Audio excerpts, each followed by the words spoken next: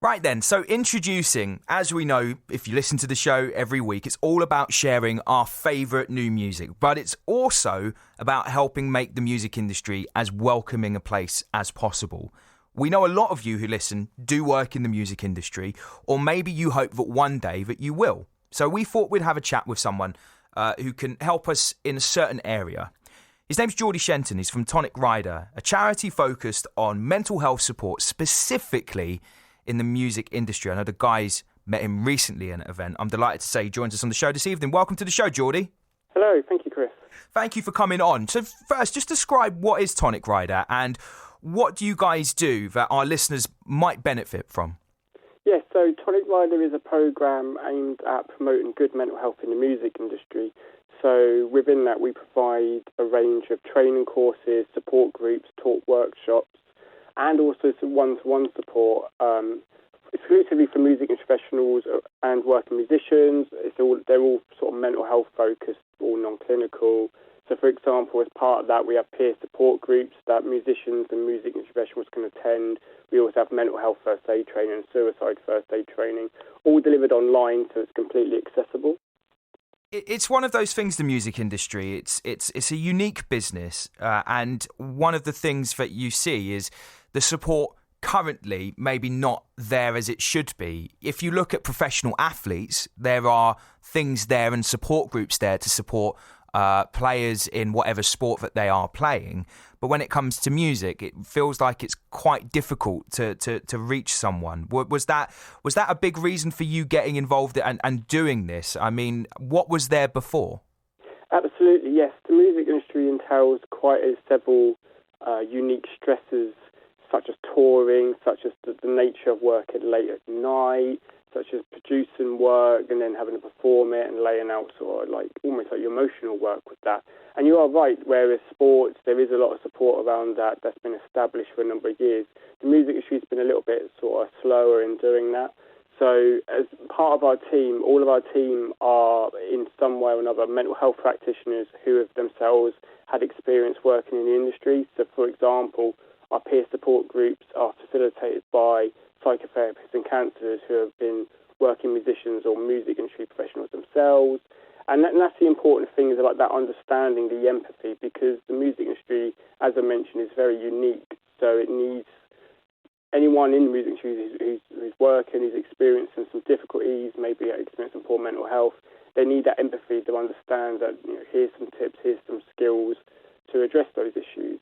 And it was a real key issue for us to launch the programme when we did, nearly 2 years ago now, because especially with COVID, a number of issues going on, such as venues closing down and the effects of streaming, we noticed that there was a lot of unique issues. So that's why we developed the programme to provide that support to the community.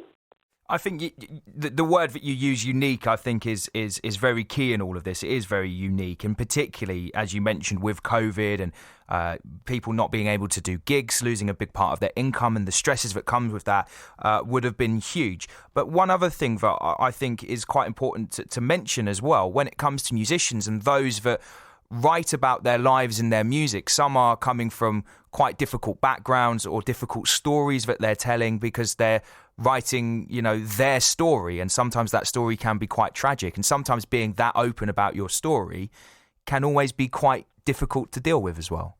Absolutely. That's where it's completely different to sports. I think with musicians especially, you have that sort of songwriting process where a lot of the songwriting is about something that's quite emotionally troubling or quite a difficult subject, usually around maybe something before entering the music industry.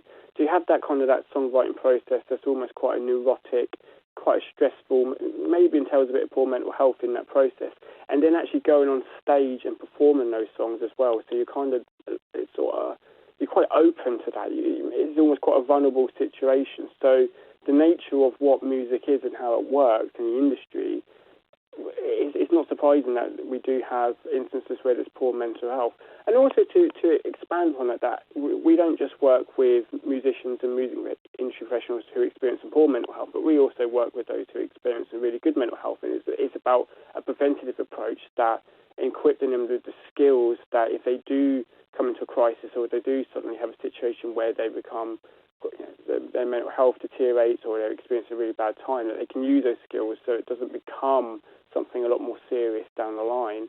And yeah, so that is the nature of music. There's nothing wrong with songs being emotional and then performing.